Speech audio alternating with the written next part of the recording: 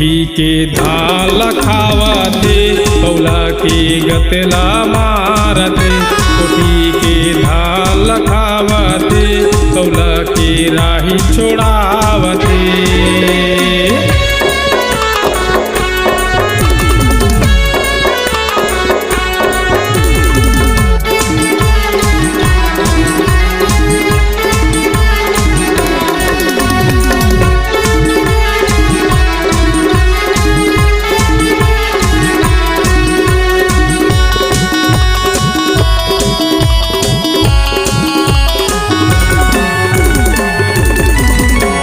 अष्ट विनायक मंगल मूर्ति गौरी पुत्र गणेशा। आयन तोर शरण माँ देवा हमरो लाज रख लेवा।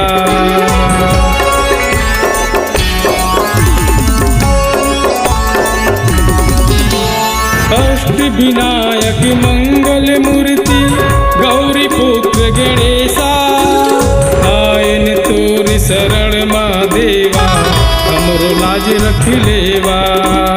आयन तोर शरण माँ देवा हमरो लाज रख लेवा। तोर जय हो गणेशा मेरो काटो सकल कलेसा।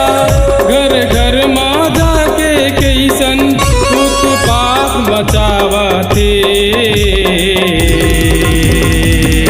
कोठी के धाल खावते पौला के गतला मारते। कोठी के धाल खावते पौला के राही छोड़ावते।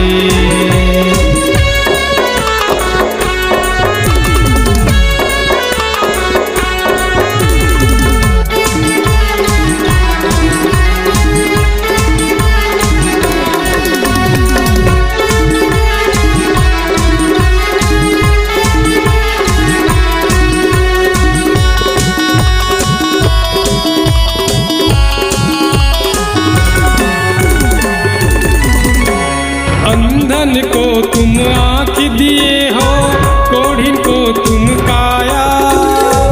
बाझन को तुम पुत्र दिए हो, निर्धन को तुम माया।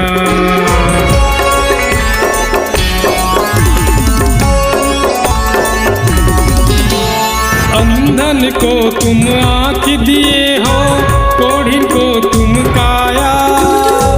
बाझन को तुम पुत्र दिए हो, निर्धन को तुम माया। बाझन को तुम पुत्र दिए हो, निर्धन को तुम माया।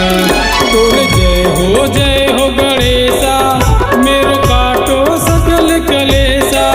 जय हो तोर गणेशा अपन सुआ संभाल लेवा। घर घर माँ जाके कैसन उत्पात मचावते। कोठी के धाल खावते पौला के राही छोड़ावते। कोठी के धाल खावते पौला के गतला मारते। कोठी के धाल खावते पौला के गतला मारते। कोठी के धाल खावते पौला के राही छोड़ावते।